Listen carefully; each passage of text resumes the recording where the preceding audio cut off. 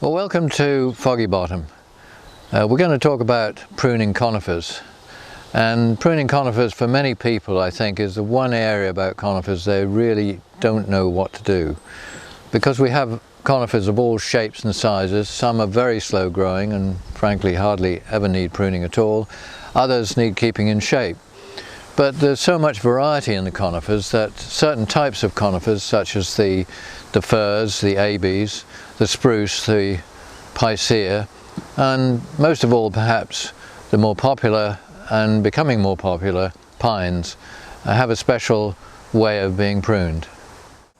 Well, this is pruning a pine back, which you can see is making quite a lot of new growth there, and if you take it early enough you just halve that. It seems a bit cruel, but that means that the growth will be actually quite short, and it will still form its winter buds. The cuts will soon heal and then you'll get them budding up again.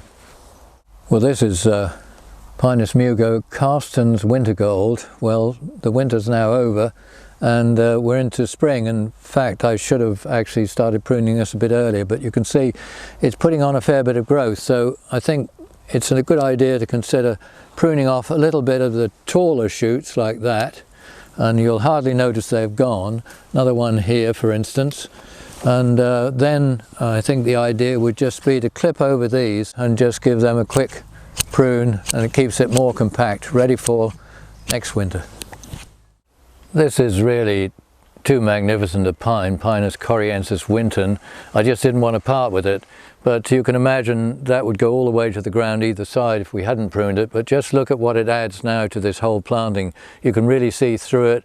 You've got the advantage of this wonderful pine, and it's really part of a scene which it helps to create. So this is another great example. I don't mean this plant in a pot, which is actually 5 years old, but that's the size of the plant that I planted originally 40 years ago, which is behind me now, and that's Lodge Hill 2.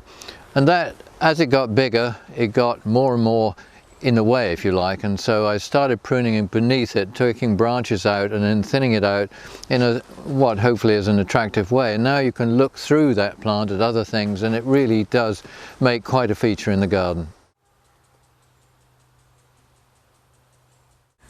If you're pruning to restrict size, then frankly you need to start fairly early with a plant's development, and this should have been done perhaps earlier than this.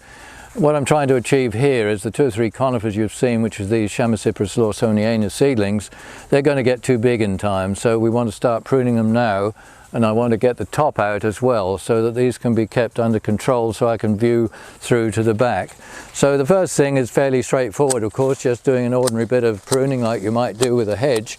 But as we get a bit higher, of course, you're going to have to then either use a platform, get somebody in to prune it, and we'll use different equipment to get further up. But that's the principle, and you can do that with different conifers and then keep the top under control, not too high. Once it gets too high, you're out of it.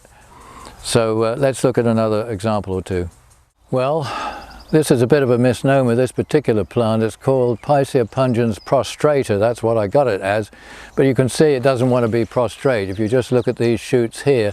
And every other year I have to sort of prune them away to make sure, and I keep it fairly flat topped.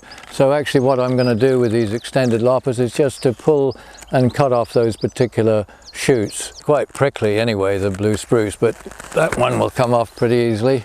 Right, so the main thing is to try and not show the shoots, so you can hide those behind other foliage. This one here wants to come out as well, and we'll keep it under control. Well, it's just about done actually, a little bit of fine tuning perhaps, but this really does make a difference with conifers. This will keep this much more shapely, bushy, keeps it in touch with the other plants around it, and it won't get out of shape or too big. So that's really one of the principles really we want with conifers in our garden. Well, there's a sequence in the book where I'm actually planting these 2 plants. There's a golden cedar and a blue fir, and they're very, very small. And we look at those over a number of years, and here we are 40 years later, and these would be 3-4 times the height, in other words around 50 feet, if they hadn't been pruned. But they've been pruned every year, and they've continued to look very attractive conifers. So that's one way to control them.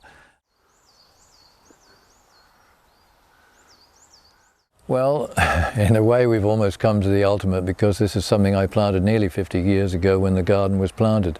This is a blue spruce, and you have to look up to see the blue foliage, but I've gradually taken away the lower limbs. So in pruning conifers, I think it's something that's really quite well coped with or carried through in the book, so you might want to look in more details there, but I hope that this has given you a guide as to the sort of things you might be able to do.